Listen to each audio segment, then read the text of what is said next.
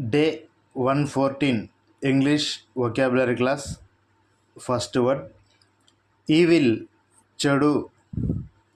X మాజీ మరియు మునుపటి. ఎగ్జాక్ట్ ఖచ్చితమైన.